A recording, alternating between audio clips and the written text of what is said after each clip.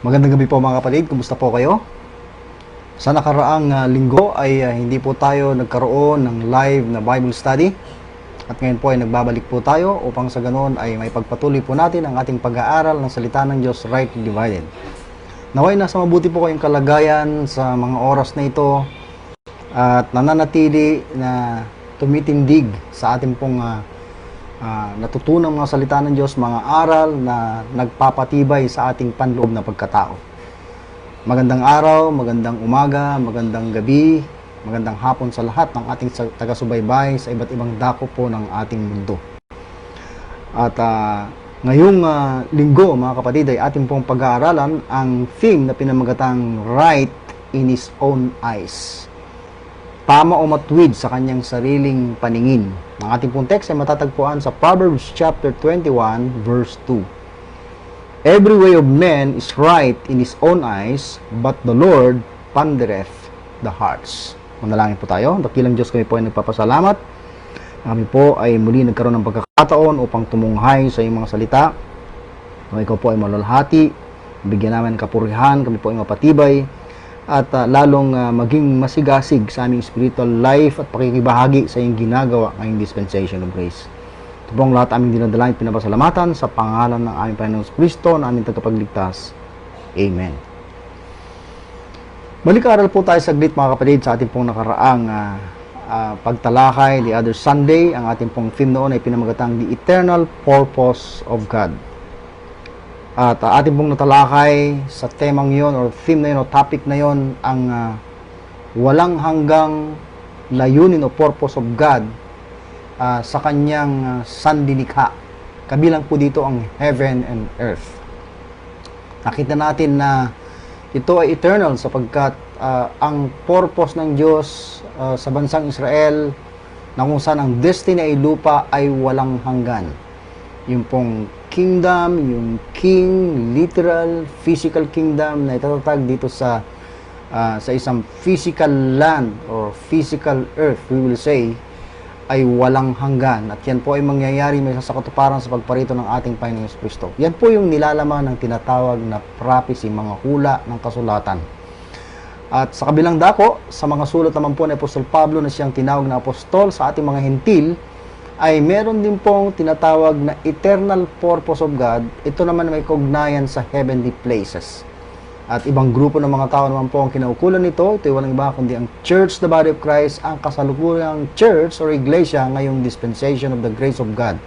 Na kung saan si Paul po ang ministro, siya po ang apostol, siya po ang preacher, teacher, apostle of the Gentiles. Tayo po ang kinukulan yan mga kapatid at malinaw po sa mga sulat ni Paul na kung ang Israel ay pinagpala on earth at ang promise sa kanila ay kingdom on earth na itatatag, thy kingdom come, ang promise naman po sa atin is heavenly kingdom ayon sa 2 Timothy 4:18 na kung saan ang blessing natin bilang members ng Body of Christ ay naroon na nga po sa heavenly places in that heavenly kingdom in Christ. Kaya tutok lamang po tayo mga kapatid sa mga bagay ng mga kalangit. Mamuhay po tayo bilang mga anak ng Diyos, pansamantalang namumuhay sa mundong ito, sa physical na buhay na ito, physical earth na ito. Subalit balang araw tayo po ay titira ng walang hanggan. I-occupy po natin ang heavenly places, i-occupy po natin ang gobyerno ng Diyos sa langit.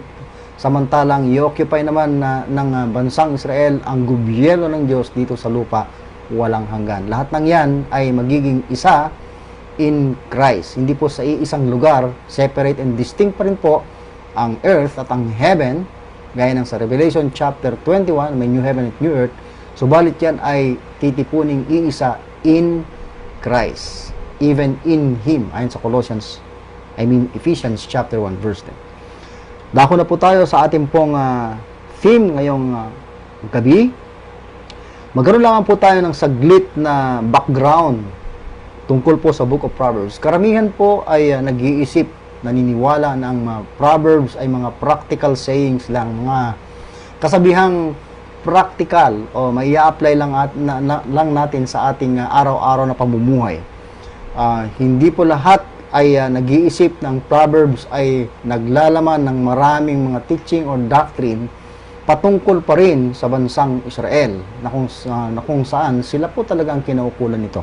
By the way, ang Proverbs ay sulat po ni King Solomon na hari ng Israel, na anak din ni King David.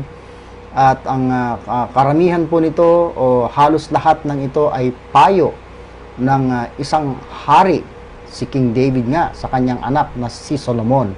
Batid natin si Solomon ay hindi humingi ng kayamanan, kundi ang hiniling lamang niya ay karunungan. Subalit of course, dinagdagan po ng Diyos siya ng kayamanan at katanyagan.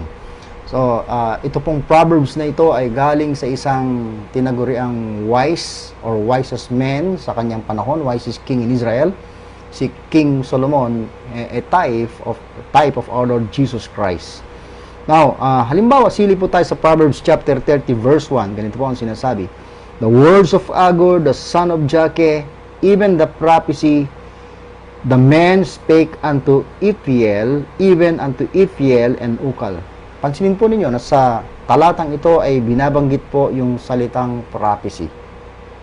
So dito po ay binabanggit na ang Proverbs ay the prophecy that the men spake unto Ithiel, even unto Ithiel and Ukal. And then chapter 31 verse 1, the words of King Lemuel, the prophecy that his mother taught him. So, dalawang talata po sa Book of Proverbs, tumutukoy na ang Book of Proverbs ay prophecy, a prophetic book na may malaking kaugnayan sa bansang Israel.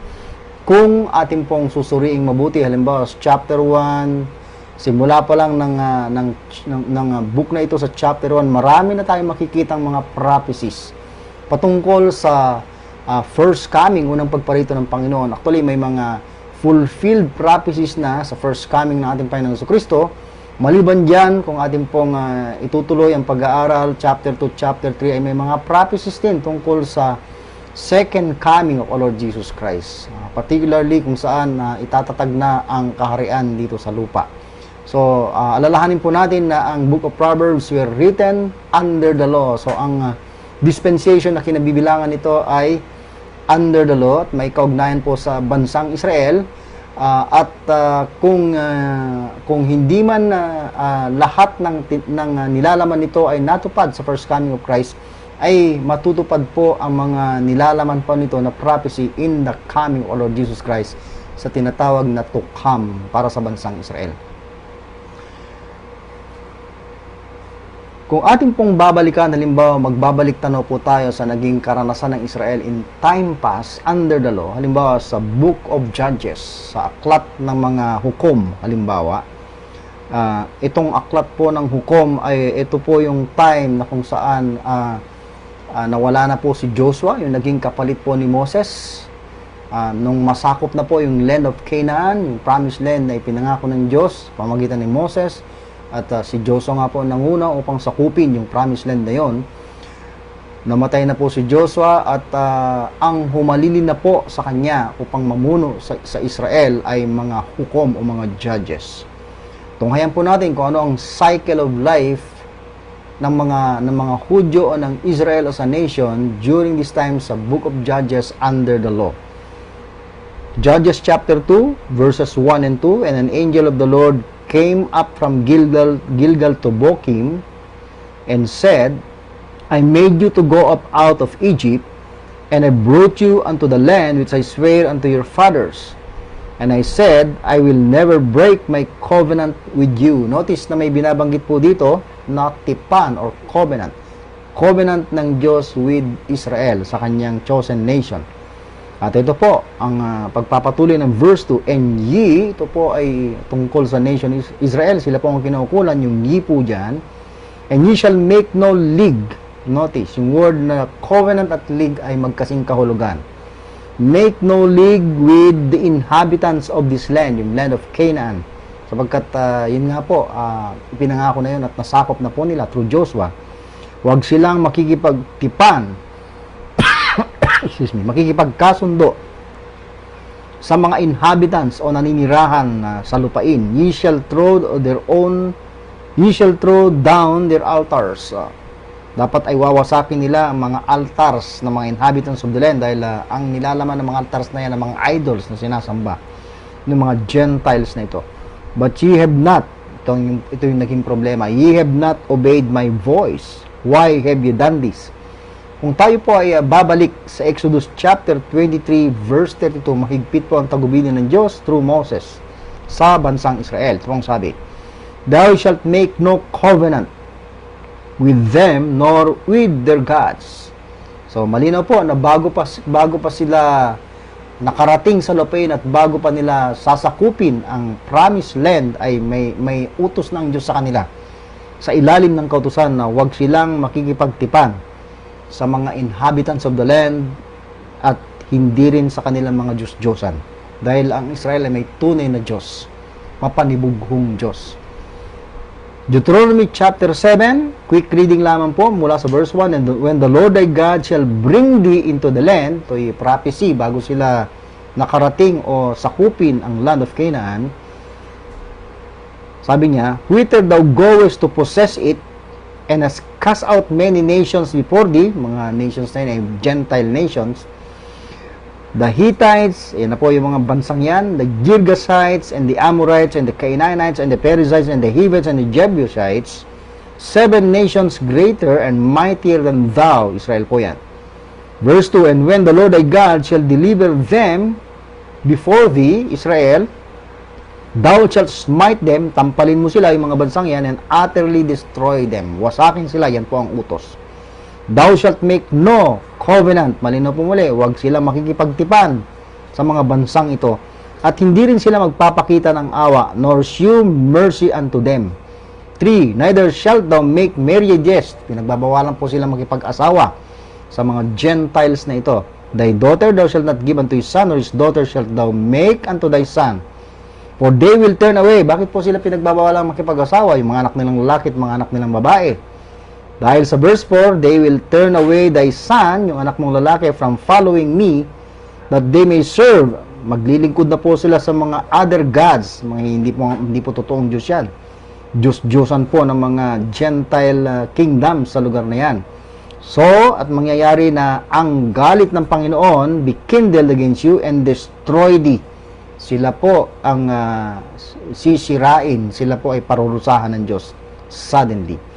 "But thus shall ye deal with them, ye shall destroy their altars," yan po yung tagubilin, wasakin ang mga altar o dambana, "and break down their images," wasakin, durugin ang kanilang mga imahe, "and cut down their groves, and burn their graven images with fire." Bakit po pinagagawa ng Diyos sa kanila yan? Verse 6, "For thou art," Israel po yan, "an holy people," ikaw ay banal na tao, "unto the Lord thy God." Sila ay binukod ng Diyos para sa mabubuting gawa, para sa kanyang sariling layunin. Dapat manatili sila sa kanilang pagiging dalisay na bansa. "For thou art an holy nation," or holy people, I should say, "unto the Lord thy God. The Lord thy God hath chosen thee," Israel po yan, "to be a special," notice, "a special people unto himself, above all," ng higit sa lahat, angat sa lahat ng tao, "that are upon the face of the earth." Nais ipakilala ng Diyos ang kanyang bayan, ang kanyang sarili sa pamamagitan ng Israel, na siya ay tunay na Diyos at kakaiba sa Diyos, sa Diyos-Diyosan ng mga Gentile nations sa palibot ng bansang Israel. Then, kung babalik po tayo, tuloy po natin ang verse 11 sa Judges chapter 2. Dito po ay makikita na po natin kung ano yung cycle of life sa panahon ng mga judges sa Israel. "And the children of Israel did evil." Ito, nung namatay na po si Joshua, ganito po ang nangyayari. "The children of Israel did evil," gumagawa po sila ng masama sa paningin ng Diyos, and serve Baalim. Si Baalim ay isang Diyos ng Canaan, or Diyos-Diyosan ng Canaan. Ito yung malungkot. Dito po ay nagsimula na po silang lumabag sa mga batas sa kautusan ni Moses. Verse 12, "And they forsook," yun yung malaking problema. Iniwan na po nila the Lord, iniwan po nila ang Panginoon, ang Diyos ng kanilang mga ama, "which brought them out of the land of Egypt," "and followed," masaklap. Iniwan nila ang Panginoon, ang tunay na Diyos, at sumunod sila sa ibang mga Diyos, "of the gods of the people that were round about them," doon po sa lupain na kanilang sinakop. Masaklap pa, "and bowed themselves unto them." Talagang yumukod sila, talagang sumamba sila, at dahil dyan ay they provoke the Lord to anger. Yun po ang naging dahilan kung bakit ang Diyos ay naggalit sa kanila. And then verse 13, and they forsook the Lord, inulit muli, and served Baal or Baal and Astaroth. Astaroth ay isang diyosa dun din po sa Kanaan. So marami pong Diyos or Diyos-Diyosan or Diyosa na sinasamba ang mga Gentile nations na mahigpit na ipinagtagubili ng Diyos na wasakin ng mga altar, sunugin, subalit anong nangyari? Sila po ay nagkasalamuha at sumamba na po sa mga Diyos-Diyosan ng land of Canaan. And then, tunghay po tayo sa Judges chapter 10 verse 6, and the children of Israel again did evil in the sight of the Lord and served Baalim and Astaroth. Binanggit na naman po dyan. Dito ay makikita natin yung iba pang mga pangalan ng mga Diyos na kanilang sinamba. And the gods of Syria, and the gods of Sidon, and the gods of Moab, and the gods of the children of Ammon, and the gods of the Philistines. Yun ang malungkot. And forsook the Lord, and served not Him. Ito po ay tahasang paglabag sa batas ng Diyos sa kanila bilang Kanyang ibinukod at piniling bayan na namumuhay sa kalagitnaan ng mga hentil na walang Diyos. Nakalulungkot. Dahil dyan, tutuloy po natin sa Judges chapter 2 verse 14, and the anger of the Lord, ang galit ng Panginoon ay, sabi niya, was hot against Israel, and He delivered them into the hands of spoilers that spoiled them, and He sold them into the hands of their enemies round about. Pinagbili na po sila ng Diyos sa kamay ng kanilang mga kaaway, so that they could not any longer stand before their enemies. Ito pong mga binabasa natin na alinsunod sa kontrata o kasunduan na nakasaad kung ating pong babasahin ng Leviticus 26 at Deuteronomy 28. Kasama po yan sa magiging palo or chastisement ng Diyos sa kanila. Dahil under the law, batid natin na ang sistema ay if-then system. Na kung sila po ay susunod sa mga batas ng Diyos, ayon sa kanilang napagkasunduan, sila po ay pagpapalain physically in the land. Pero kung sila po ay lalabag, magdidisobey sa mga batas ng Diyos, sila naman po ay susumpain, may chastisement. At kasama po dyan yung pananakop ng kanilang kaaway, panunupil sa kanila, at pagiging mga alipin ng kaaway nila sa kanila. Kung itutuloy po natin, ang pangyayari, sila po ay iniwan po nila ang Diyos at naglingkod sa mga Diyos-Diyosan. At ang galit nga ng Panginoon ay sabi niya, hot, naging mainit laban sa Israel, at sila ay ibinigay sa kanilang mga kaaway. Ipinagbili sa kanilang mga kaaway. And then sa verse 15, whosoever they went out, the hand of the Lord was against them for evil. Ayan. As the Lord had said, and as the Lord had sworn on them, and they were greatly distressed. Yan po yung nangyari. Matindi po yung kanilang distress or extreme anxiety, pagkabahala, dahil nagalit nga po ang Diyos sa kanila, pinabayaan sila. Then sa verse 16, nevertheless, subalit sa kabilang dako, the Lord raised up judges. Ayan, tumawag na po siya ng mga hukom. And then sabi dito, which delivered them out. Itong mga hukom na ito naman yung ginamit ng Panginoon upang iligtas ang kanyang bayan ng Israel. Deliver them out of the hands of those that spoiled them, yung kanilang mga kaaway. And yet, they would not hearken unto their judges. Ito yung problema. Hindi sila nakikinig sa kanilang mga hukom na nagsisilbing leader nila. But they went a-whoring after other gods. Ito po yung spiritual adultery, I should say. No? I went a-whoring after other gods and bowed themselves on them. They turned quickly out of the way which their fathers walked in, obeying the commandments of the Lord, but they did not so. And when the Lord raised up them judges, then the Lord was with the judge and delivered them out of the hand of their enemies all of the days of the judge, for it repented the Lord because of their groanings by reason of them that oppressed them and vexed them.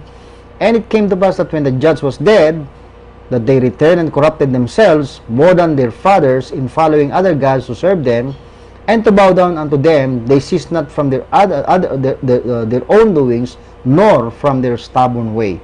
So dito ay mayroon pong cycle na nangyayari sa bansang Israel during this time.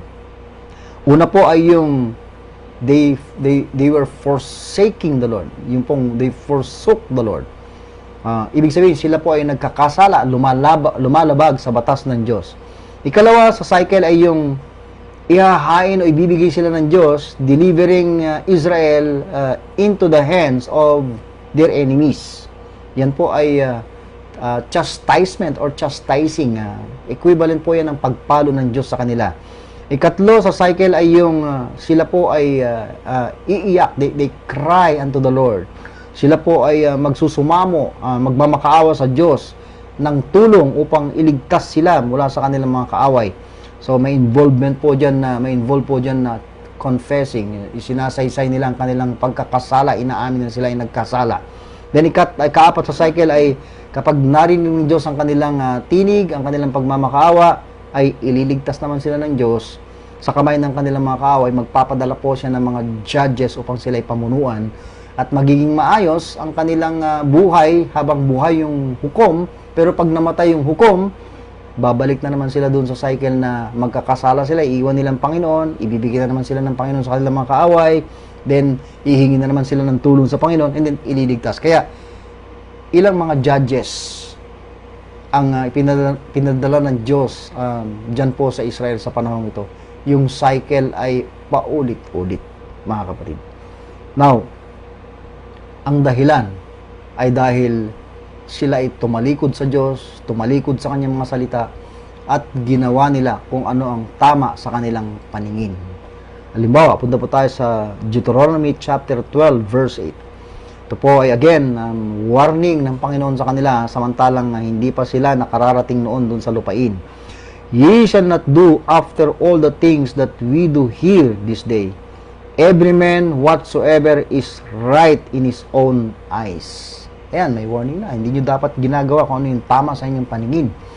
Ibig sabihin po noon, kapag sila ay tumalikod sa salita ng Diyos, hindi na sumunod sa kalooban ng Diyos, sa salita ng Diyos para sa kanila, doon sa tipan ng Diyos na kanilang pinagkasunduan, no? between God and Israel, ibig sabihin noon, ginagawa mo na kung anong tama sa iyong paningin. Kung hindi ka na sumusunod sa kanyang mga batas at salita, yun ay doing what is right in your own eyes. Yan po ang nangyari sa Israel. Actually, makikita po natin itong mga katagang ito halos kapareho ng binabanggit ng Judges chapter 17 verse 6 halimbawa. In those days, there was no king in Israel, but every man did that which was right in his own eyes. Walang hari, nagpapadala ang Diyos ng mga hukom. Kapag nandyan ang hukom, nagiging maayos ang buhay. Pero pag namatay ang hukom, balik sa cycle.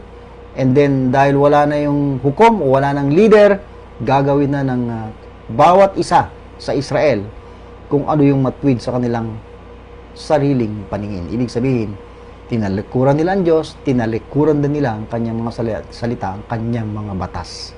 Yan po ang ibig sabihin ng they did that which was right in his own eyes. Or every man did that which was right in his own eyes. Ganun din ang sinasabi ng Judges chapter 21 verse 25.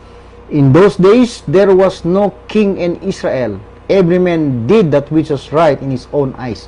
Ito po yung last na chapter ng Judges. Maraming judges na nagpapalit-palit, nangamatay, nagre-raise ang Diyos, namamatay. Kapag nawala na, dito sa last na verse, last chapter, ganun na naman ang cycle, mga kapatid. Every man did that which was right in his own eyes. Yan po ang philosophy of life na mga Hudyo in time past, under the law, sa panahon ng mga hukom. Kung tayo po ay babalik o tutunghay sa Book of Proverbs, sa chapter 12, verse 15, ganito po ang sinasabi, the way of a fool is right in his own eyes, but he that hearkeneth unto counsel is wise. So sa bansang Israel ay may dalawang klase ng mananampalatayang Hudyo or may dalawang klase ng Israelita. Ang isa ay yung tinatawag na fool. Okay? At yung isa naman, ayon sa verse na ito, ay wise. Bagamat kung pupunta ka sa chapter 1 ay may mga iba't iba pang antas ng spirituality ang binabanggit ni Solomon, at least 4. Dito po sa Proverbs 12 verse 15 ay dalawa, isang fool and then isang wise. Doon po sa chapter 1 ay may simple at may men of understanding. Dito naman ay may fool at saka wise. Pinagkumpara po yung mangmang at yung wise. At yung fool, yung isang mangmang ay ginagawa niya kung anong tama sa kanyang sariling mga mata. Ibig sabihin, hindi na siya sumusunod sa kalooban ng Diyos, hindi na siya sumusunod sa mga batas o salita ng Diyos. Yung kanyang gusto na lang, yung iniisip na lang niyang tama sa kanyang paningin, kahit masama or evil in the sight of the Lord. Proverbs 21 verse 2, every way of men, ito yung malungkot, yung bawat daan ng tao ay right. Tama sa kanyang sariling paningin. Again, may pinipicture ulit dito na isang uri ng isang Hudyo na namumuhay under the law, na yung kanyang daan, the way of a man is right, tama sa kanyang sariling paningin. Ibig sabihin, talagang tinalikuran niya na kung ano yung tama, yung mga batas ng Diyos na right, na magpapaging righteous sana sa kanila. So iniwan na niya yan, at kung ano yung kanyang daan ay inaakala niyang tama, right in his own eyes, wala na sa salita ng Diyos. But the Lord pondereth the hearts. Siyempre, alam ng Diyos ang nilalaman ng kanilang puso. Yung inaakala ng isang Jew na tama sa kanyang paningin ay salungat, taliwas sa mga batas at kalooban ng Diyos para sa kanila. So, yung isang tao o isang Hudyo na nag-iisip na siya ay tama sa kanyang sariling paningin, ay siya rin yung nag-iisip na siya ay pantas o wise sa kanyang sariling kaisipan o haka-haka o akala. Halimbawa, Proverbs chapter 26, verse 5 and 12. Answer a fool according to his folly, lest he be wise in his own conceit. So muli dito ay binabanggit yung isang mangmang. At sabi nga is answer a fool according, alinsunod sa kanyang kamangmangan. Lest he be wise in his own conceit. So ito yung problema. Siya ay pantas sa kanyang sariling haka-haka o kaisipan o opinion. Verse 12, seest thou a man wise in his own conceit? So may mga ganyang tao in time past with the nation of Israel. Mga taong pantas o wise sa kanilang sariling pag-iisip or sa kanilang conceit, in their own conceit. Okay, sabi ng verse na ito, there is more hope, meron pang mas meron pang mas pag-asa o may pag-asa pa yung isang mangmang kaysa isang taong wise sa kanyang sariling haka-haka o kaisipan. Okay, so sino po ba yung mga tinatawag na wise in time past with the nation of Israel? Okay, o kaya naman ay yung mga taong in the future, pagdating ng world to come, ay wise ang kanilang pag-iisip o wise in their own eyes. Sino po sa mga mga kasapi ng Israel na ang nag-aakala na sila ay wise in their own eyes o kaya naman ay wise in their own conceits? Na sila ay pantas sa kanilang sariling paningin at pantas sa kanilang sariling mga pag-iisip o haka-haka. Now, by the way, ang word na conceit, mga kapatid, is, ibig sabihin po niyan ay conception. That which is conceived, imagine or form in the mind. Kung ano po yung nabuo sa isip o nabuo sa kaisipan ng isang tao, idea, okay, or image.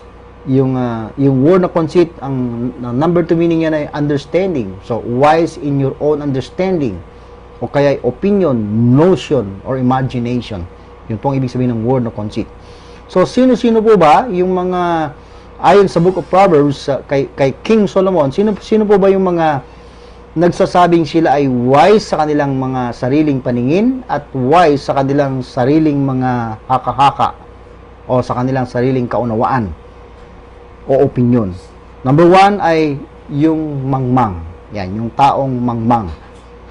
Binasa po natin kanina, Proverbs chapter 12 verse 15, the way of a fool is right in his own eyes, but he that hearkeneth unto counsel is wise. Sa Psalm chapter 14 verse 1, sabi ni King Solomon, the fool hath said in his heart, there is no God. So, ang isang mangmang ay gumagawa ng tama sa kanyang paningin, at ayon dito sa Psalm, ang isang mangmang ay sinasabi niya sa kanyang puso, hindi na po ito ginagabayan ng katotohanan ng salita ng Diyos, wala ng Diyos. walang Diyos. Hindi na po niya kinikilala ang tunay na Diyos. They are corrupt. They have done abominable works. There is none that doeth good. Ito po yung mga tumalikod, nag-depart, hindi sumunod sa Diyos, tumalikod sa kanyang salita, at hindi na kumilala sa tunay na Diyos. Wala nang pagkakakilala sa Diyos. Kaya sabi nga niya, there is no God. Proverbs 28:26, he that trusted in his own heart, yung nagtitiwala sa kanyang sariling puso, ay isang mangmang. But whoso walketh wisely, yung lumalakad ng pantas or wisely, he shall be delivered. Ito pong word na counsel, mga kapatid, ginamit po sa Proverbs 12:15. Sa huling bahagi, sinasabi po dito na, but he that hearkeneth unto counsel is wise. Yung isang nakikinig sa counsel o payo ay wise. May mga ganyan din pong kahit papaano mga Hudyo sa bansang Israel in time past. At sabi nga po dito sa Proverbs 28 verse 6, he that trusted in his own heart is a fool, but whoso walketh wisely, he shall be delivered. Yung counsel ay tumutukoy po sa Word of God. Kung ating babalikan nga po ang verse 15 ng chapter 12, ay yung pong nakikinig sa counsel ay wise. Ang counsel ay tumutukoy madalas sa Word of God. Halimbawa, sa Luke chapter 7 verse 30, but the Pharisees and lawyers rejected the counsel of God. So, Word of God yun. Message na ipinangaral po ni John the Baptist. Okay? The counsel of God against themselves, being not baptized of Him. So, yung counsel of God doon is magre-repent sila at magpapabaptize for the remission of sins. Pero itong mga Pharisees, religious leaders sa bansang Israel, ay hindi po sila nag-repent. Hindi nila tinanggap. Nireject nilang message ni John the Baptist. Ibig sabihin, they rejected the counsel of God. Ibig sabihin, hindi sila wise. Sila ay mga fools. Ito mga religious leaders na ito sa panahon ng Panginoon. Sa panahon ni John the Baptist. Okay? Acts 20 verse 27, for I have not shunned, sabi ni Paul, to declare unto you, kausap po niya mga Ephesian elders, I have not shunned to declare unto you all the counsel of God. So, all the counsel of God, I believe, is referring to the Word of God. Yung mga ipinangaral ni Paul na salita ng Diyos sa kanila. Ephesians 1:11, in whom also we have obtained inheritance, being predestinated according to the purpose of Him who worketh all things after the counsel or advice of His own will. So, again, it's referring to God's Word, referring to His plan and purpose or will sa sangkatauhan.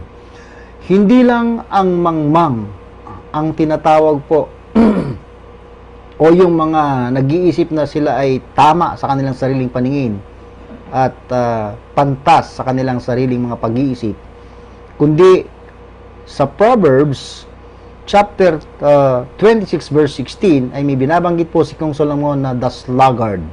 Sabihin po ng sluggard is yung taong sluggish or yung taong lazy, extremely lazy na walang activity ginagawa. Sabi ng Proverbs 26:16, the sluggard is wiser in his own conceit. Yan po yung problema. Than 7 men that can render a reason. So, yun po yung sluggard. Wiser in his own conceit. Pero, ito pong sluggard ay maituturing din po, mga kapatid, na wise in his own conceit or wise in his own eyes. The rich man, Proverbs 28 verse 11, the rich man is wise in his own conceit, but the poor that hath understanding searcheth him out. Alam niyo po, sa bansang Israel, sa panahon ng ating Panginoong Kristo, ang mga mayayaman dyan ay mga religious leaders. Yung rich men po doon sa Luke 16 ay kumakatawan sa mga Pharisees o mga religious leaders na corrupt, yumaman dahil sa kanilang corruption. Ginamit po nila yung advantage nila sa religion upang kumita ng pera. Okay, samantalang yung mga poor dyan ay yung mga taong sa bansang Israel ay may pagkakakilala sa Diyos. The poor in spirit and the literally poor who know God, who believe God. Ayan. So, yan po yung mga wise in their own conceits and wise in their own eyes. Tatlo po yan. Yung tinatawag na fool, yung sluggard, at yung rich man. So, may prophetic outlook din po ito sa bansang Israel, mga kapatid. May pinatutungkulan na mga tao, particularly religious leaders, unbelievers sa bansang Israel. Now, ito po yung payo ni King Solomon sa Proverbs chapter 3 verse 7. Be not wise in thine own eyes. Fear the Lord and depart from evil. Ito po isang matalinong payo mula sa isang pantas na hari. Huwag kang maging marunong sa iyong sariling paningin. Pagkus matakot ka sa Diyos at ikaw ay lumisan mula sa kasamaan. So, dito po sa Proverbs ay maraming beses na binabanggit itong fear of the Lord. Ito po ay literal na pagkatakot sa Diyos. Pagkatakot sa Diyos. Ang fear of the Lord ayon sa Proverbs 1:7 is the beginning of knowledge. Meron pang beginning of wisdom. So, yung mga Jews in the past na may takot sa Panginoon ay sila po yung mga wise. Sila po yung mga lumilisan sa kasamaan. Sila po yung sumusunod ng masugid ng tapat sa mga batas ng Diyos. Lumalakad alinsunod sa mga batas at kalooban aral ng Diyos upang sila po ay pagpalain. Ang kanilang buhay ay mapabuti doon po sa lupain na ipinangako ng Diyos sa kanila. Tayo naman po ay dumako sa ating pong panahon ngayong dispensation of grace. Batid natin sa ating pag-aaral ng Word of Truth Rightly Divided. Meron pong binabanggit na time pass. Ito po ay may kaugnayan sa bansang Israel at purpose ng Diyos sa bansang Israel patungkol dito sa lupa. Under the law. At meron din namang binabanggit sa mga salita ni Paul na we are not under the law but under grace. Romans chapter 6 verse 14. At batid din natin na sinasabi niya na ang dispensation of the grace of God ay pinagkaloob sa Kanya. So wala po tayo sa panahon na kung saan ay law o ang batas na ibinigay ng Diyos kay Moses para sa bansang Israel ang umiiral. Dapat po nating maintindihan, unawain, kilalanin kung ano po yung kinabibilangan po nating dispensasyon, ano yung aral na kakaiba, hiwalay at kakaiba sa aral ng Diyos na ipinagkaloob niya in time past with the nation of Israel. Ito po ay mahalaga po nating bigyan ng pansin sapagkat nakalulungkot na marami kahit sa mga nagsasabing sila ay naniniwala sa dispensation of grace, nakalulungkot sabihin na saved by grace, under grace, subalit marami pa rin sa kanilang aral, sinusunod na doktrina, sinusunod sa kanilang pamumuhay, ay galing o hango sa teaching under the law. Yung mga paniniwala ang Diyos ay pagpapalain ka physically, materially, ay dinadala nila yung aral na yon dito sa dispensation of grace, samantalang yun ay promise ng Diyos sa bansang Israel, very clear. Yung pong mga paniniwalang ang Diyos ay kung uunahin mo ang paghanap sa kanyang kaharian gaya ng sa Matthew 6:33 ay all these things shall be added unto you. Kini-claim po ng marami, subalit hindi po para sa atin yung promise na yun. Walang promise ang Diyos na kingdom sa mga Gentiles. At yung all these things doon ay hindi po lahat ng bagay na iniisip ng tao. Food, clothing lang ang binabanggit sa context. Subalit dinadagdagan ng karamihan. So marami pong aral na kalulungkot sabihin na under the law na mga nagpo-profess na sila ay naniniwala sa under grace na dispensation, subalit kumukuha ng mga aral in the past. Kumpleto po ang doctrine, ang teaching na ipinagkaloob kay Paul para sa atin, kung saan dyan po natin ibabata yung ating pong aral, yung ating pong pamumuhay, yung ating pong paglilingkod sa paningin ng Diyos ngayong dispensation. So, pakinggan po natin at paniwalaan ang ating apostol ngayon na kung saan itinalaga ng Diyos. Siya po yung ipinagkaloob. Kung paano ang Israel ay dapat makinig kay Moses under the law, ganun din na tayo mga nabubuhay under grace ay dapat makinig kay Paul, maniwala sa sinasabi ng Word of God tungkol kay Paul dahil hindi po siya isang apostol na sumusunod lang sa kanyang sariling kalooban, kundi siya ay tinalaga mismo ng Panginoon at ang kanyang mga sinasalita, ang kanyang iniutos ay hindi kanyang invento, kundi mismong revelation of the Lord and commandments of the Lord. Galatians 1:11-12 at 1 Corinthians 14:37. Tungkol po tayo sa Romans chapter 11, meron pong dispensational issue tungkol po sa pagiging wise in your own conceit sa Romans 11:25. For I would not, brethren, that you should be ignorant of this mystery, lest you should be wise in your own conceits, that blindness in part is happened to Israel until the fullness of the Gentiles become in. So, dito po sa verse na ito, may binabanggit po si Paul na mystery. This mystery. At hindi po nais ni Paul, of course, ng ating Diyos through Paul, na maging ignorante po tayo sa misteryo na ito.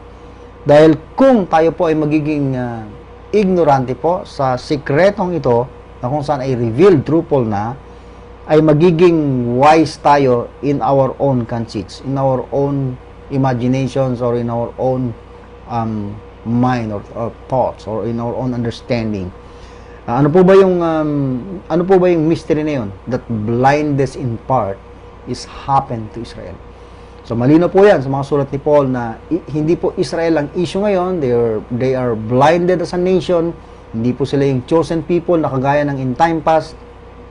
Ang chosen people po ngayon, or group of people na pinili ng Diyos, ay ang church, the body of Christ. Kung di mo tatanggapin yan, at ipipilit po natin na issue pa rin ng Israel, na idagdag lang tayo ng mga Gentiles, magkakasama tayo sa isang church, yan po ay pagiging wise in your own conceit. Doctrinal, ang punto po dito mga kapatid. Now, tungkol naman po tayo sa Romans chapter 1. Dito po sa Romans chapter 1 ay sinasalaysay ni Paul kung ano po ang pangkalahatang kalagayan ng human race sa first 2,000 years ng human history, way back sa book of Genesis, na kung saan makikita natin kung anong klase ng buhay mayroon ang mga hentil. Dito kasi sa Romans mga kapatid, no? Ine-explain po ni Paul ang universality of sin, pagiging makasalanan ng mga Gentiles in time past. Ganun din ang Israel under the law, sila ay makasalanan din. Kaya sa Romans chapter 3, ang conclusion ni Paul, both Jews and Gentiles are under sin. And sa verse 23 ng Romans 3, all have sinned and come short of the glory of God. Now, tunghayan po natin mga kapatid, sapagkat dito makikita natin, masasalamin natin ang kalagayan natin in the past, na kung maikukumpara natin sa panahon ngayon, kung tayo ay mananampalataya, makikita natin at ma-appreciate ang kabutihan ng Diyos sa atin. Tunghayan po natin, magko-comment lang po tayo ng maikli. For the wrath of God is revealed from heaven against all ungodliness and unrighteousness of men. Ito yung malungkot mga kapatid.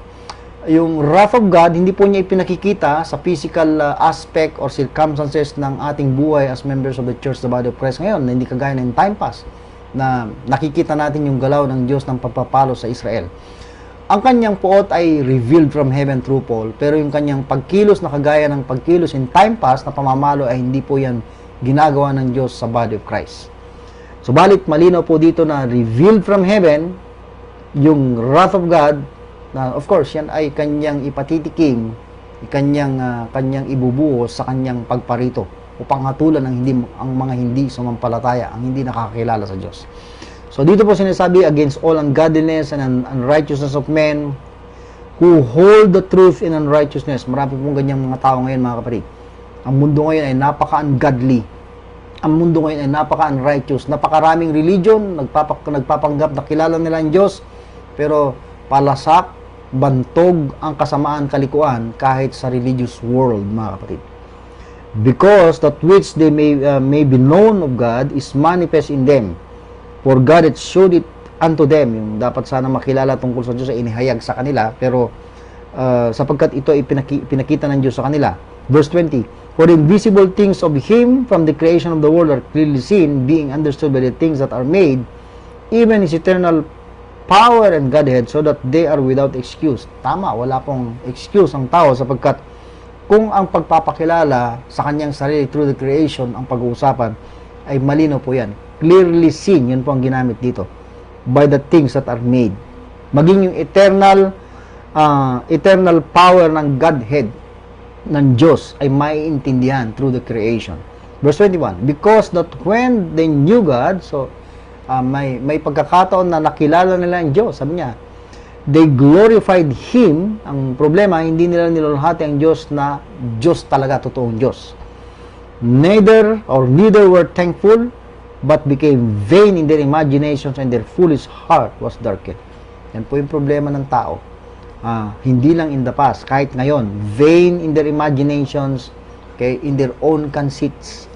in their own conception, in their foolish heart. Talagang ang puso ay mangmang. Okay? Foolish heart was darkened, nadimlan.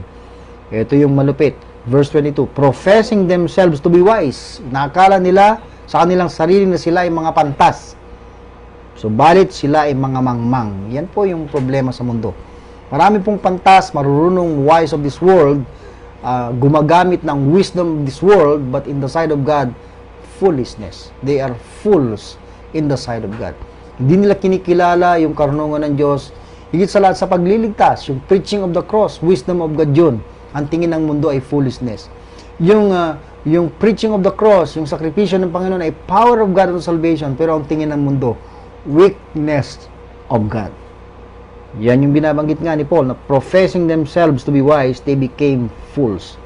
Ang malupit, verse 23, and change, yung word na change, pinalitan nila ang the glory of the incorruptible God into an image like to corruptible men, and to birds, and four-footed beasts, and creeping things. Malinaw, idolatry. Maraming pantas, marunong na tao, bantog na tao sa mundong ito, na hindi nakakakilala sa tunay na Diyos. Pinalitan nila ang kalolatian ng hindi nasisirang Diyos. Anong ipinalit nila? Mga imahe ng mga corruptible men, mga ibon, four-footed beasts, and creeping things. Nagpapakitang sila ay mga mangmang. Subalit, they profess themselves to be wise. Verse 24, anong nangyari, anong resulta ng kanilang kagagawan? Wherefore, God also gave them up. Pinabayaan na po sila ng Diyos. Give up na po sila ng Diyos. Actually, 3 beses yan sa verse 26. For this cause, God gave them up unto vile affections. Verse 28, God gave them over to a reprobate mind. Alam niyo po, yung kasalanan na mamayagpag sa mundong ito, maging sa mga believers, hindi po kaila na may mga believers na nabibiktima ng ganitong klase ng pamumuhay. Tuloy naman po nating basahin, mga kapatid. Because they changed the truth of God into a lie, ayon sa verse 25, and worship and serve the creature. This is idolatry. More than the creator, you're going to serve the creature. That means you do not serve or worship the true God, the creator.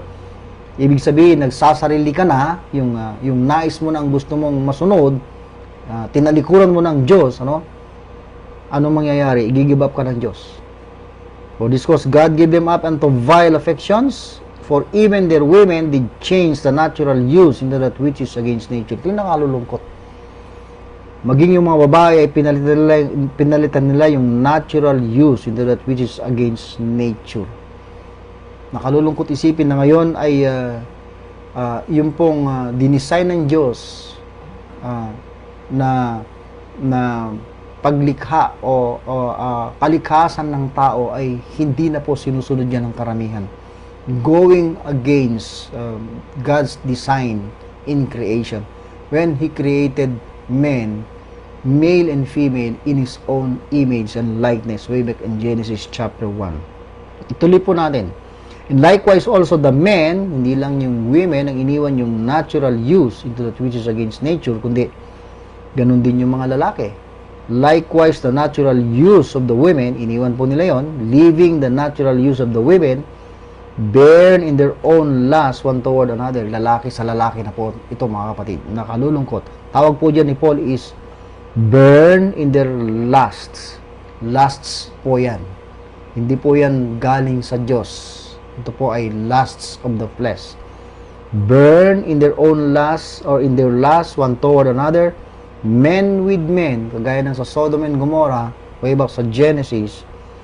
And then sabi niya, men with men working that which is unseemly, and receiving in themselves that recompense of their error which was meet. And even as they did not, ito yung problema kasi, mga kapatid, they did not like to retain God. Ayaw nilang panatilihin ang Diyos sa kanilang karunungan o kaalaman. Ano pong nangyari? Anong balik ng Diyos? God gave them over to a reprobate mind. Dahil ayaw niyong i-retain ang Diyos sa inyong karunungan, give up sila sa mga reprobate mind. Corrupt na pag-iisip. Walang kwentang pag-iisip. Lustful na pag-iisip. to do those things which are not convenient in the sight of God, of course. Being filled with all unrighteousness, ganyan po yan, unrighteousness po yan sa paningin ng Diyos. Kahit na sa tingin ng tao ay matwid, okay lang. In the sight of God, that is unrighteousness, fornication, wickedness, covetousness, maliciousness, full of envy, murder, debate, deceit, malignity. Ibig sabihin, malignity is extreme evilness of nature or extreme sinfulness, whisperers, backbiters, haters of God. Yun yung nakalulungkot. Ituro mo ang katotohanan, ipakilala mo ang Diyos through the Word of God. Ituro mo kung ano yung sinasabi ng Diyos na dapat nating mamumuhay. They hate you. Many people today, majority in this world, are haters of God, despiteful, okay? Proud, boasters, inventors, yan, inventors of evil things. Mas marunong pa sila sa Diyos. Nag-iimbento ng mga bagay na evil, na hindi na naayon sa disenyo ng Diyos. Ayan. Disobedient to parents, nakalulungkot, without understanding, covenant breakers, without natural affection, implacable, unmerciful. Ito yung malungkot, verse 32. Who knowing, alam naman nila, batid nila, hindi sila ignorante, the judgment of God. Alam nilang may Diyos, may paghatol, that they which commit such things are worthy of death. Alam din nila yan, worthy of death, yung mga gumagawa niyan. Pero nakalulungkot, not only do the same, but have pleasure in them that do them. Ito ay deliberate, complete departure or pagtalikod sa tunay na Diyos at sa kanyang katotohanan, sa kanyang mga salita. Nakalulungkot. Kung ikaw ay mananampalataya, huwag po nawang mangyari sa ito, kaibigan kapatid. Manindigan ka sa katotohanan. Huwag sa iyong iniisip, huwag sa iyong sariling paningin na tama, huwag sa iyong sariling haka-haka na tama. Hindi yung opinion ng mundo ang mahalaga, kundi yung salita ng Diyos, yung kanyang sinasabi, yung katotohanan. Huwag yung damdamin o alin pa mang bagay na inaakala mo makapagbibigay kasiyahan sa iyo, kundi yung nakapagbibigay kasiyahan sa ating Diyos, sa ating Panginoon, na ating kinilala bilang tagapagligtas at pinaglilingkuran bilang Panginoon. 2 Timothy chapter 3 verse 1 to 5, madalas kong binabasa ito. This know also that in the last days perilous time shall come. Bakit po magiging mapanganib na sa huling mga araw? Sapagkat kahit mga believers na ay wala nang pinagkaiba sa mga unbelievers. Kung ano ang ugali ng mga believers, kasing sahol na rin ng ugali ng mga unbelievers. At actually, may mga believers pa nga na mas masahol ng ugali kaysa sa mga unbelievers. For men shall be lovers of their own selves. They don't love God anymore. They don't love His word anymore. They hate His word. They are blaspheming, contradicting, going against His word. For men shall be lovers of their own selves. Marami po ang ganyan, mga kapatid. Kapalit ng pagsunod sa kalooban ng Diyos. Then sabi niya, covetous, boasters, proud. Yan po yung mga ugali ng mga taga-mundo. Proud, blasphemers, disobedient to parents, unthankful. Hindi sila nagpapasalamat sa Diyos doon sa naging purpose, plano, design ng Diyos para sa kanila. Without natural affection, truth breakers, false accusers, incontinent, fierce, despisers, hinahamak na nila kung yung mga mabubuti. Traitors, heady, matitigas, high-minded, lovers of pleasures. Pleasures na lang po, kalayawan ng mundong ito, ang kanilang minamahal more than lovers of God. Yung katotohanan ng Diyos. Having a form of godliness, kung titignan mo sa panlabas, parang maka-Diyos, may anyo ng kabanalan, but inwardly, of course, they deny the power thereof. Ang sabi ni Paul, from such turn away. So, tayong mga mananampalataya, kaibigan, huwag po tayong tutulad sa mga taong wise in their own eyes, wise in their own conceits. Sabi po ni Paul sa Romans 12:1, I beseech you therefore, brethren, by the mercy of God, that ye present your bodies a living sacrifice. Our bodies ay para sa Diyos. All of our desires, all of our plans, everything in us, or the whole of us, spirit, soul, and body. Hindi lang yung body, of course, with spirit and soul po ito. Yung body natin gustong gamitin ng Panginoon as it is empowered by our spirit na influence or empowered by the Word of God. Remember, God is working in the inner man upang itong katawang ito ay magamit. Upang ma-present natin ito na living sacrifice, holy, acceptable unto God, which is your reasonable service, first in the sight of God. And be not conformed to this world. Huwag tayong susunod sa popular opinion ng mundo. Kung majority ay naniniwala sa isang paniniwala na salungat naman sa Word of God, please pakiusap. Go against doon po sa opinion ng mundo na sumasalungat sa salita ng Diyos. Kahit kakaunti ang naniniwala, kung yan ay katotohanan, manindigan po tayo. Hindi po yung ating mga kaisipan, hindi po yung ating mga katalinuhan, hindi po yung ating mga nararamdaman, kundi ang salita ng Diyos na siyang ipinagkaloob sa atin, na batid ng Diyos, na siyang lakas at kapangyarihan po natin upang supilin, daigin, pagtagumpayan ang mga desires ng lamang ito o ng katawang ito. Present your body as a living sacrifice, holy and acceptable unto God, which is your reasonable service, and be not conformed to this world, but be transformed. Kailangan po natin transformation, pagbabago ng pag-iisip through continuous Bible study and continuous Bible indoctrination. Never allow yourself or never depart from the Word of God. Huwag mong hayaan ang iyong sarili na mawalan ng access sa Word of God. Yun yung problema natin. Tinatamad tayo mag-aaral, tinatamad magbasa, taken for granted. Mas natutuwa tayo sa mga bagay na nakaaliw sa atin. Mas may panahon tayo sa panonood ng TV, nakalulungkot mang sabihin, pagbabasa ng mga Facebook, pero walang panahon sa Word of God. Ang kalakaran ng mundo is masama, mga kapatid. Evil world. At sumasalungat sa Word of God. Ang majority sa mundo hindi nagmamahal sa Diyos, hindi nagmamahal sa Word of God. Iba ka, kaibigan, kapatid, kamag-anak. Be not conformed to this world, but be transformed by the renewing of your mind, that you may prove what is that good and acceptable and perfect will of God. Dito po sa Titus 2:11-14, for the grace of God that bringeth salvation that appeared to all men. Ano pong tinuturo ng grace of God na ito? Hindi po tayo tinuturuan ng grace na mamuhay sa kasalanan.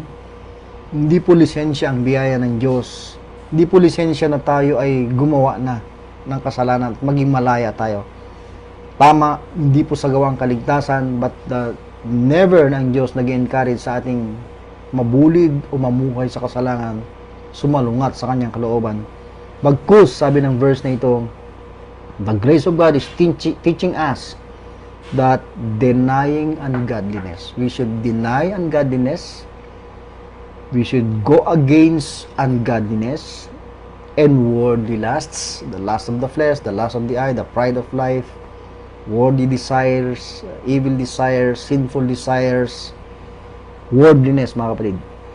Deny ungodliness and worldly lust, we should live soberly, righteously, dahil tayo po ay ginawang matuwid na, godly, we have that godly character or nature in Christ, new creature po tayo, godly in this present world, which is evil, of course. Then looking for that blessed hope and the glorious appearing of the great and our Savior Jesus Christ, who gave Himself for us, for you and for me, member of the body of Christ, that He, the Lord Jesus Christ, might redeem us from what? From all iniquity. All iniquity. Walang iniquity na kung saan hindi tayo tinubos. Walang kasalanan na kung saan hindi natin mapagtatagumpayan. Mga evil desires, sinful desires, lustfulness or lustful desires, lahat ng yan, tinubos na tayo mula dyan. Niligtas tayo mula dyan. At we can overcome every evil desire, worldliness na ino-offer ng mundong ito upang tayo mapalayo sa Diyos, who gave Himself for us that He might redeem us from all iniquity and purify, yung salitang purify, upang dalisayin sa Kanyang sarili a peculiar or special people, what? Zealous of good works, not zealous of evil works. not zealous of worldliness or ungodliness, but of good works in the sight of God. Na kung saan, narito na po lahat sa kanyang salita. Through the writings of Paul, makikita at maintindihan natin yung mga good works na dapat nating lakaran. They are not even our own works, but they are God's good works na inihanda niya na dapat nating malaman at sampalatayanan upang makita, magmanifest sa ating buhay, mga kapatid. Ibigin po natin ang Diyos sapagkat ang pag-ibig niya ay ibinuhos na sa ating puso. We can love Him because His love is shed abroad in our hearts by the Holy Ghost. Let's fear the Lord, let's fear Him. Sabi nga ni Paul, work out your own salvation with fear and trembling. At yung fear, yung working out of your salvation na yan in fear and trembling is makikita magmamanifest sa iyong buhay if you allow God to work inside of you, both to will and to do of His good pleasure. Ayon sa Ephesians 2:13. So that is not your own work, it is the working of God inside of you. Lilikha ng pagkatakot sa Diyos, pamumuhay ng banal, godliness, hindi ungodliness, righteousness, hindi worldliness, mga kapatid.